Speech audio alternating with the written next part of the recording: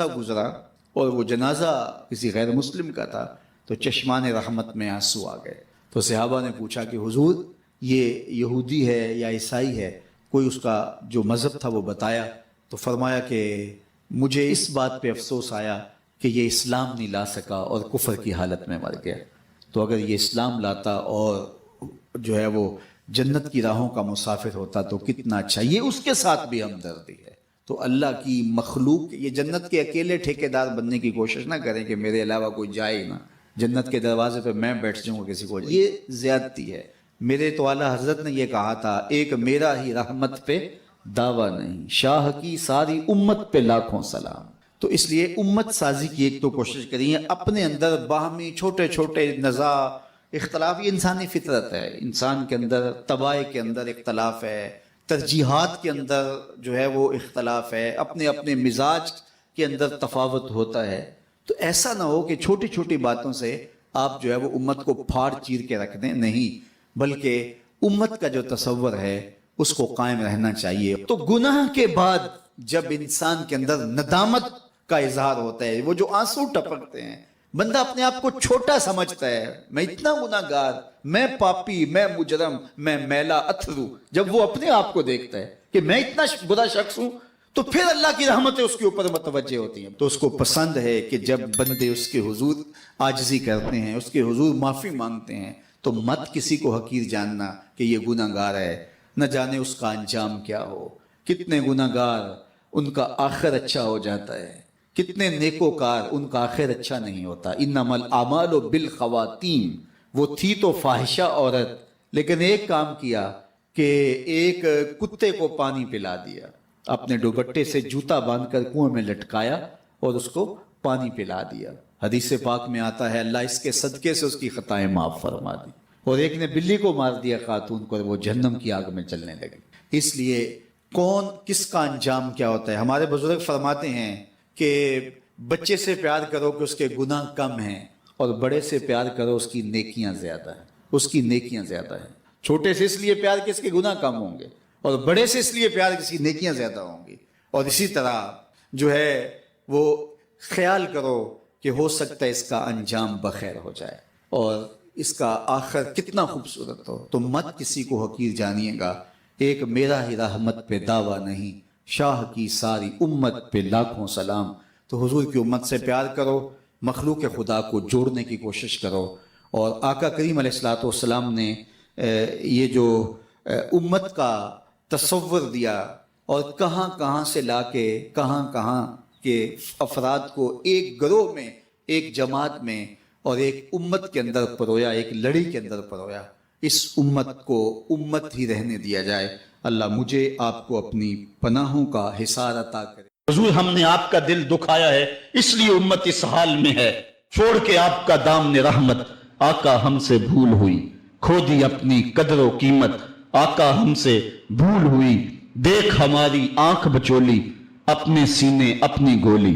بھول گئے ہم درس اخوت, آقا ہم سے بھول ہوئی. بن گئے سیموں زر کے بندے, تن کے اجلے من کے گندے. لٹ گئی ہم سے فقر کی دولت, آقا ہم سے بھول ہوئی. اور اب ساری دنیا کے ٹھکرائے ہوئے ہیں, تیری گلی میں آئے ہوئے ہیں. کھول دے اپنا باب رحمت, آقا ہم سے بھول ہوئی.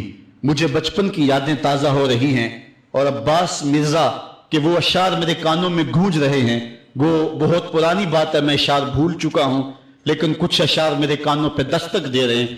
ایسے ہی ایک حال پہ اس نے حضور کی بارگاہ میں ہاتھ جوڑ کے کہا تھا کہ اب تو امت جس حال میں ہے, ہن جے رونا تے اکھاں وچوں ہنیرا جاندہ نہیں نور جاندہ ہے. اب جو حالت امت کی ہو گئی ہے, ہن جے رونا تے اکھاں وچوں ہنیرا جاندہ نہیں نور جاندہ ہے.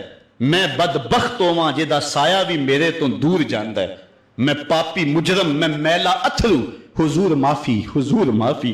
تو سانسی ڈکیا جتنا کماں تھی, حضور جی میں او کر گیا ہاں. گناہاں دی دل دل دے اندر گل میں تیکر اتر گیا ہاں.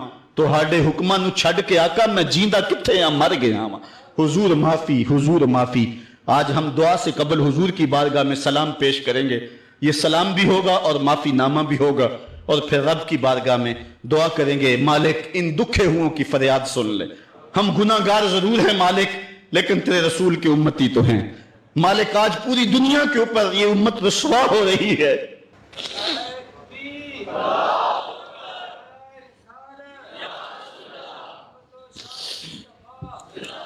تجھ سے فریاد ہے اے گنبد خضرا والے، کعبے والوں کو ستاتے ہیں کلیسا والے۔ آج ہمارا اخلاق، ہمارا کردار اس قدر گراوٹ کا شکار ہو گیا۔ میں اس جمعے کو بیان کر رہا تھا کہ میرا ایک دوست ننکانہ گیا ہے، اور جب وہ اس کو شوق پیدا ہوا کہ میں گردوارہ دیکھ لوں سکھوں کا، تو وہ کہتا ہے میں جوتے اتار کے اس فکر میں تھا کہ جوتے سنبھالوں اور کسی سمت رکھوں، تو ایک سکھ اہلکار آگے بڑھ کے مجھے کہتا ہے چھوڑ دے جوتے، یہ مسلمانوں کی مسجد نہیں گردوارہ ہے۔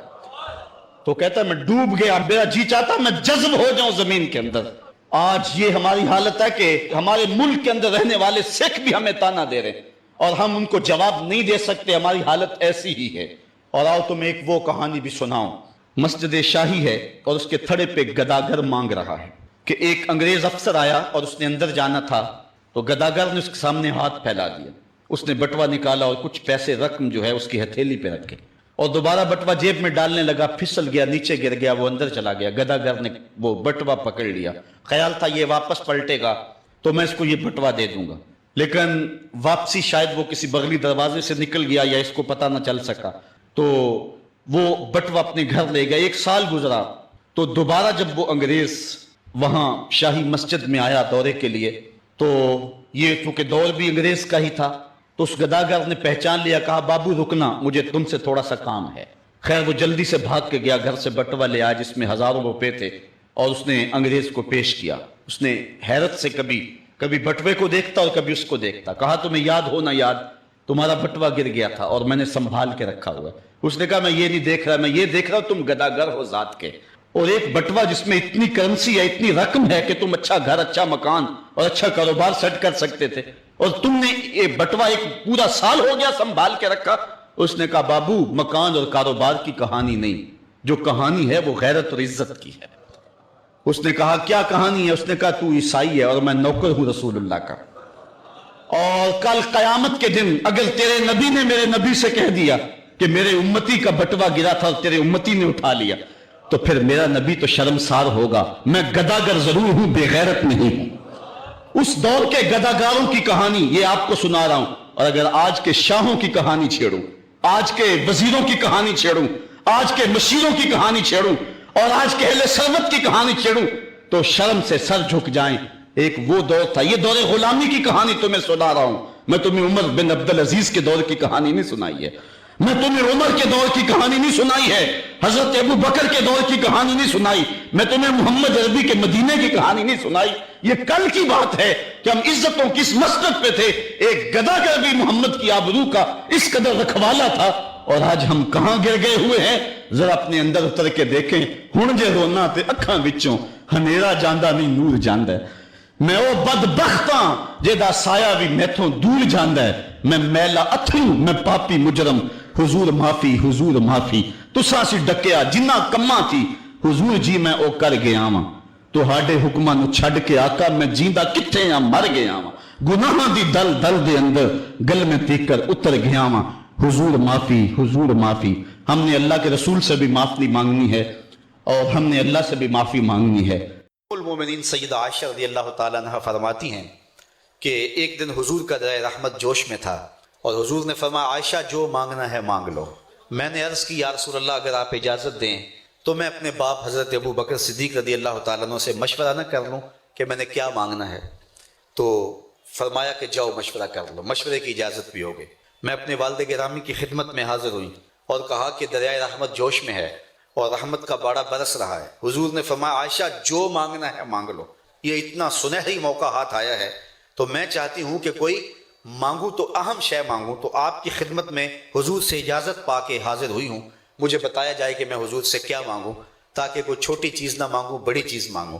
تو حضرت ابو بکر رضی اللہ تعالیٰ عنہ نے فرمایا کہ بیٹا حضور سے جا کے کہنا کہ معراج کی خلوت خاص میں اللہ نے آپ سے جو راز کی باتیں کی تھی ان باتوں میں سے ایک بات بتا دو۔ مانگا بھی تو علم مانگا، اور عائشہ میرے سے وعدہ کرو جو حضور بتائیں مجھے بھی آ کے بتانا ہے۔ ام المومنین حاضر خدمت ہو گئیں۔ حضور نے پوچھا عائشہ مشورہ ہو گیا؟ کہا جی حضور ہو گیا۔ کہا مانگو کیا مانگتی ہو؟ کہا حضور معراج کی خلوت خاص میں جب اللہ کے حضور حاضر ہوئے تو رب نے آپ سے راز کی باتیں کی، تو ان باتوں میں سے ایک بات بتا دیں۔ حضور مسکرا پڑے، اس بات پہ مسکرائے ہوں گے میرے یار غار کا انتخاب کیسا ہے، یا اس بات پہ مسکرائے ہوں گے کہ راز کی بات بتا دوں تو راز راز نہ رہا، لیکن وعدہ کیا تھا، کہا عائشہ سنو، جب میں قرب خاص میں پہنچا تو میرے مالک نے مجھ سے راز کی جو باتیں کی ان میں سے ایک بات یہ تھی، محبوب تیری امت میں سے کوئی شخص کسی شخص کا ٹوٹا ہوا دل جوڑ دے تو میرے اوپر لازم ہے بغیر حساب کے جنت عطا کروں۔ ام المومنین بہت خوش ہوئی اور اپنے والد گرامی سیدنا ابو بکر صدیق رضی اللہ تعالیٰ عنہ کے پاس آئیں اور ساری کہانی سنائی۔ بہت خوش تھی، لیکن حضرت ابو بکر صدیق رضی اللہ تعالیٰ عنہ نے سنا تو رونے لگے۔ تو ام المومنین سیدہ عائشہ رضی اللہ تعالیٰ عنہ نے عرض کیا، میرے والد گرامی یہ بات رونے والی تو نہیں ہے، ہم بسا اوقات کسی دکھی کے کام آ جاتے ہیں، کسی کا دکھڑا بیٹھ کے سن لیتے ہیں، کسی کی ڈھارس بنا دیتے ہیں، کسی کے کام آ جاتے ہیں، یہ تو بخشش کا بہانہ ہاتھ آ گیا اور آپ اس پہ رو رہے ہیں۔ تو فرمانے لگے عائشہ اس کو معکوس بھی پڑھو، تصویر کا دوسرا رخ بھی دیکھو، اگر کوئی شخص کسی کا ٹوٹا ہوا دل جوڑ دے تو بغیر حساب کے جنت میں جائے گا، اس کا دوسرا رخ یہ ہے اگر کوئی کسی کا دل توڑ بیٹھے تو سیدھا جہنم میں جائے گا۔ میں اس بات پہ رو رہا ہوں کہ ہم سے کسی کا دل نہ ٹوٹ گیا ہو۔ تو آج کی اس مجلس کے اندر کیا یہ دو باتیں میں اور آپ اپنے پلے باندھ سکتے ہیں؟ ایک کا تعلق حقوق العباد سے ہے اور ایک کا تعلق حقوق اللہ سے ہے۔ حقوق اللہ میں سب سے اہم چیز نماز ہے اور پہلا سوال قیامت کے دن نماز کا ہی ہوگا۔ بلکہ حضور نے معراج میں جو مختلف مظاہرے دیکھے ان میں ایک چیز یہ بھی دیکھی، کچھ لوگوں کے سر پتھر سے کچلے جا رہے تھے، پھر صحیح ہو جاتے، پھر کچلے جاتے۔ جبریل سے پوچھا یہ کون لوگ ہیں؟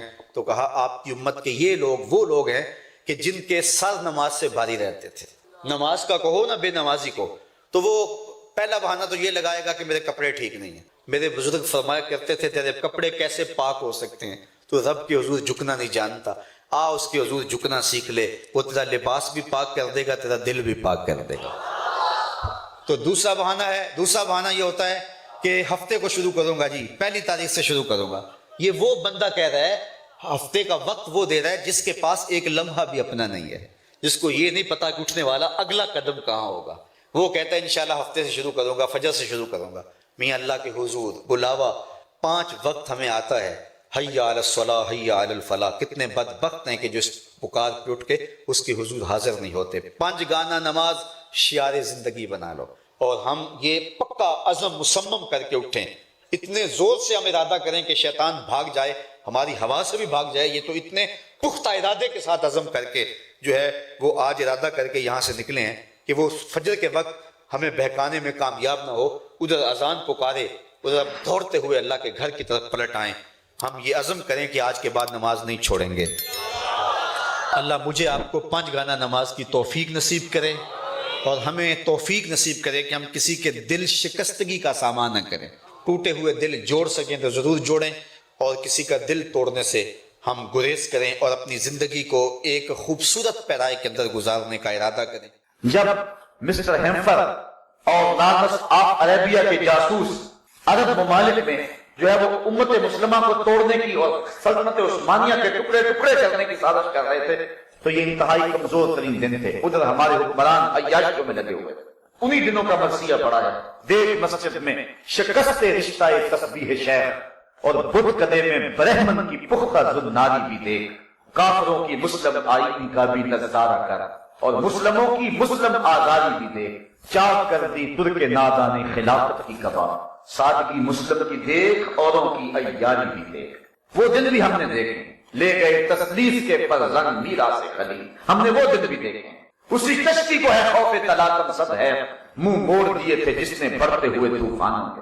ہم نے بدترین دن دیکھے اور یہ حالات آئے ہیں امت مسلمہ کے۔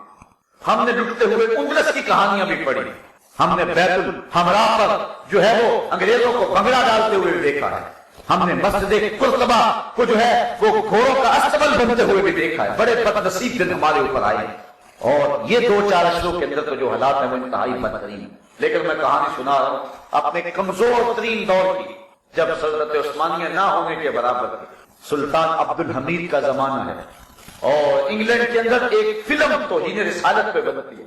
اس کمزور حالات کے اندر جبکہ جینے کی راہ تلاش کر رہے تھے یہ لوگ، سلطان عبد الحمید فوجی لباس پہن کے ہاتھ میں تلوار تھام کے میدان میں آ جاتا ہے۔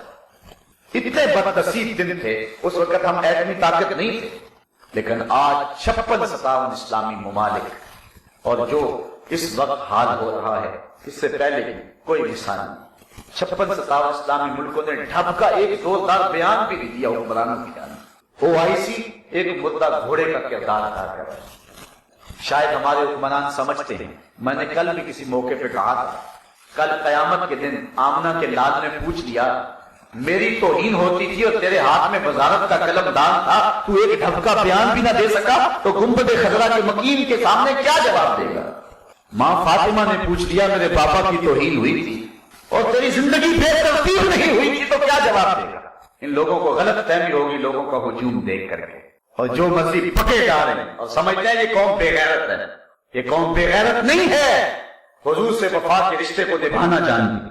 وہ گود ابھی بھانج نہیں ہوئی جس نے غازی علم الدین کو جنم دیا تھا، وہ گود ابھی بھانج نہیں ہوئی جس نے عامر چیمہ کو جنم دیا تھا۔ غلط فہمی ہو گئی اور مغرب نے بھی حکمرانوں کے روپ میں مسلمانوں کا چہرہ دیکھنا شروع کر دیا۔ ہم سب کچھ قبول کر سکتے ہیں، ہر شے برداشت کر سکتے ہیں، لیکن نام محمد سے غداری نہیں کر سکتے ہیں۔ ہم ہر شے ہر دکھ قبول کر لیتے ہیں، لیکن جب بات میں پہ آئے تو سب نبی کے نام پہ وار کے پھر بھی کہتے حق ادا نہیں ہوا۔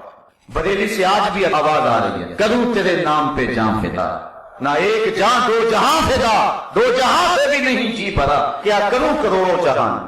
پی ٹی اے کا ڈائریکٹر دلائل دے رہا ہے پاکستان کا امیج خراب ہوگا۔ میں نے اسی دن گجرانوالہ کے روڈ پہ کہا تھا، میں کس امیج کی بات کرتے ہو؟ گینگ ریپ والے امیج کی بات کرتے ہو؟ جس پہ بچیوں کو اٹھا کے لے جایا جاتا ہے اس امیج کی بات کرتے ہو؟ جس میں منڈیاں مچھلی بازار بنی ہوئی ہیں اس امیج کی بات کرتے ہو؟ کل عورتیں ایک دوسرے کے بال جو ہے وہ توڑ رہی تھی اور ایک دوسرے کو تماچے لگا رہی تھی اسمبلی کے اندر، اس امیج کی بات کرتے ہو؟ شاہی قلعے کے اندر ایک وزیر ایک عورت سے تھپڑ کھاتا ہے، اس بغیر امیج کی بات کرتے ہو؟ ایک عالی نصب شخص کا چہرہ فضا میں گھومتا ہے کہ علی جناب کا بھی نشہ نہیں اترا اس لیے ابھی نیچے سے چہرہ اترے گا، اس سمجھ کی بات کرتے ہو؟ تمہارے کمروں سے ٹوٹی ہوئی چوڑیاں اور خالی شراب کی بوتلیں جو نکل رہی ہیں اور سبھی کو ان کو صاف کرتا ہے، بغیر تو اس سمجھ کی بات کرتے ہو؟ ہمارا امیج محمد عربی کے دم سے ہے، ہمارا سب کچھ حضور ہے۔ لوگ تو آکسیجن سے جیتے ہیں اور ہم سانس بش کے رسول سے لیتے ہیں، حضور کے نام سے ہم جیتے ہیں، حضور کے نام سے مرتے ہیں، اور اگر یہ نہیں ہے تو پھر کچھ بھی نہیں۔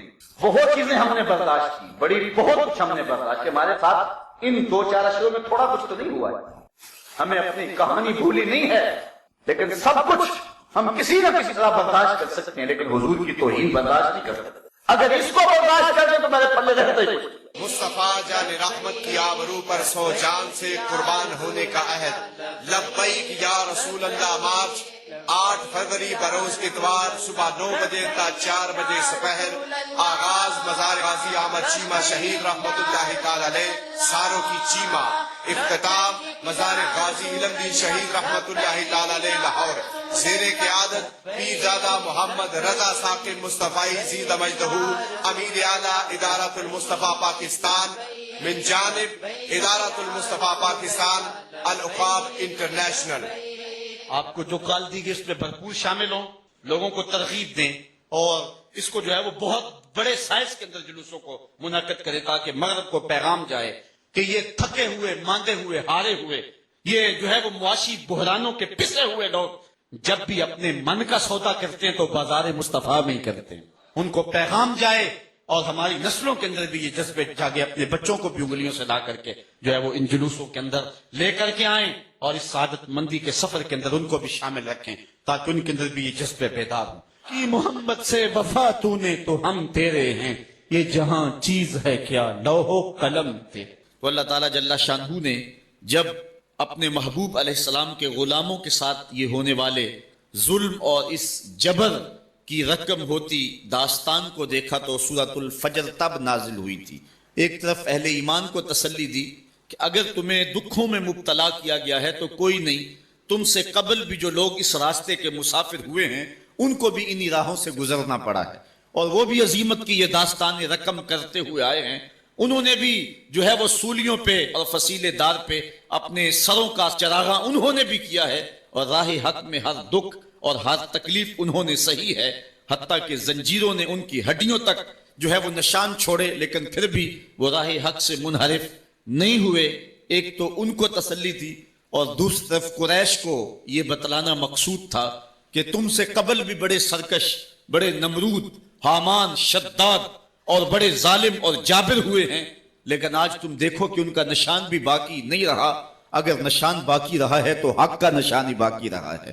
اس لیے سورۃ الفجر اس ماحول میں نازل ہوئی ہے جبکہ جو ہے وہ اسلام کے اوپر اور اہل ایمان کے اوپر سخت آزمائشیں تھیں اور سخت جو ہے ان کے اوپر تکلیف تھی۔ فجر کی قسم کھانے کا ایک مقصد تو یہ تھا کہ ان کفار کو یہ کہنا تھا کہ جس طرح فجر طلوع ہوتی ہے اور رات ختم ہو جاتی ہے، یہ زندگی بھی جو ہے جو تم گزار رہے ہو ختم ہوگی، اور آخرت کی زندگی میں تم نے قدم رکھنا ہے اور صبح قیامت طلوع ہونے والی ہے۔ اور دوسری طرف اہل ایمان کو تسلی دینا مقصود تھا کہ راتیں جتنی بھی لمبی کیوں نہ ہوں، پو تو پھٹتی ہے اور اجالے تو نکلتے ہیں، ایک وقت آئے گا کہ اسلام کا پھریرا دنیا کے اوپر لہراتا ہوا نظر آئے گا۔ آج کی قربانیاں کل کے لیے سکھوں کا سامان بن جائیں گی۔ ساغر صدیقی نے کیا کہا تھا کہ آج تو ہیں یہ جسم آلودائے گرد سفر، آج تو ہیں یہ جسم آلودائے گرد سفر، کل انہی جسموں پہ منزل پھول بھی برسائے۔ ولی کے پہچاننے کے لیے کرامت شرط نہیں ہے، کرامت ایک ذریعہ ہے، ضروری نہیں ہے۔ کتنے اولیاء ہیں جن کی کرامات ہمارے تک نہیں پہنچی لیکن وہ اللہ کے ولی ہیں۔ سب سے بڑے ولی اس امت کے صحابہ تھے، ان میں سے کتنے کی کرامات ہمارے پاس پہنچی ہیں لیکن ہم انہیں اللہ کا ولی مانتے ہیں۔ تو یہ کوئی شرط نہیں ہے، شرط ایمان اور تقوی ہے، اور باقی احادیث میں مختلف ان کی علامتیں بتائی گئی ہیں۔ الذین اذا رأوا ذکر اللہ، ایمان اور تقوی سے متصف بندگان خدا کی ایک علامت یہ ہے جب تم ان کی صحبت میں بیٹھو تمہیں خدا یاد آ جائے، اللہ کی یاد آنے لگے۔